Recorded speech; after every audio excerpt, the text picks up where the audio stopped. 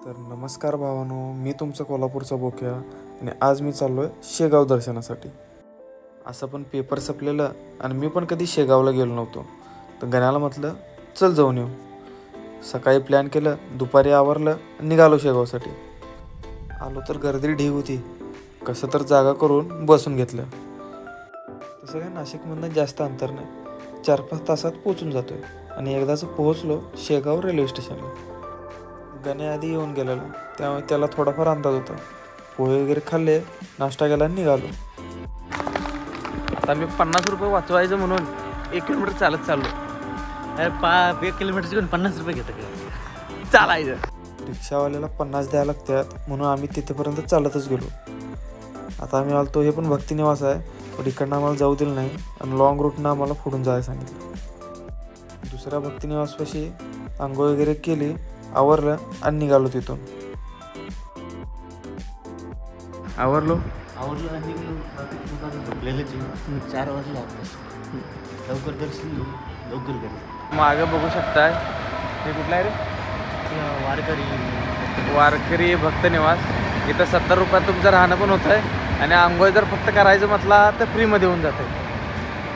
गरम पाणी प्लस गरम पाणी. आता आपण बघितला ते होते भक्तिनिवास आणि दुसरं कोणतं होतं आपण गेलो ते वारकरी भक्तिनिवास.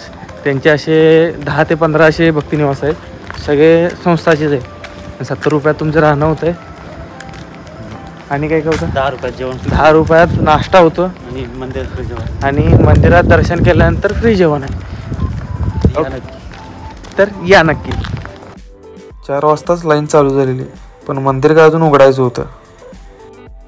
तोपर्यंत बघता बघता कमांडने मंदिर पण उघडून दिलं. पहिला नंबर लावत आम्ही दर्शनासाठी निघालो. तसं तर व्हिडिओ पण केलेला, इथं व्हिडिओसाठी मनाई आहे, पण ते म्हणताना जर देवाच्या मनात नसेल तर काहीच होत नाही. तसंच तो व्हिडिओ पण काय बरोबर झाला नाही, त्यामुळे जर टाकता आलं नाही. हा मेन गाभारा आहे. गाभाऱ्यात बसून थोडीशी ॲक्टिंग वगैरे केली ध्यानात बसण्याची आणि उठलो तिथून. लोक एका दर्शनासाठी 2-2 तास उभा लावतात आणि आम्ही रस्ता चुकून 3-3दा दर्शन घेतलं.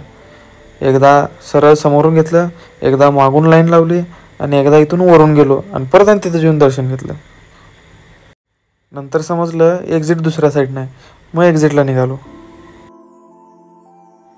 जिथं भक्तनिवास आहे तिथंच 10 रुपयाचा नाश्ता भेटतोय. तिथं नाश्ता वगैरे करून जरासं टाईमपास केला आणि निघालो बाहेर. हा मेन रोड आहे रेल्वे स्टेशनवरून आलेला. लेफ्ट साईडला न जाता, ब्रिजवर न जाता तुम्ही जर कधी आला तर सीधा जा, सरळ जा. यूट्यूबवर बघून शेगावची फेमस कचोरी खाल्ली. जाता जाता सौरभ छोटा चेतनला सुद्धा घेऊन गेलो आणि ट्रेनमध्ये बसून गेलो. कसं वाटतंय ते तरी सांग, फक्त कसं वाटतंय यार. हां जेवायला आलं आपण तिथून निघून यायला होता, इथे तर येऊन टाइमपास केला असता. रेल्वेमध्ये येऊन रेल्वेत नाही आलो. एवढ्या तर जिरली, अजून परत जायचं आहे. नाही तेच ना, आपल्याला जायचं पिक्चर बोर झाला.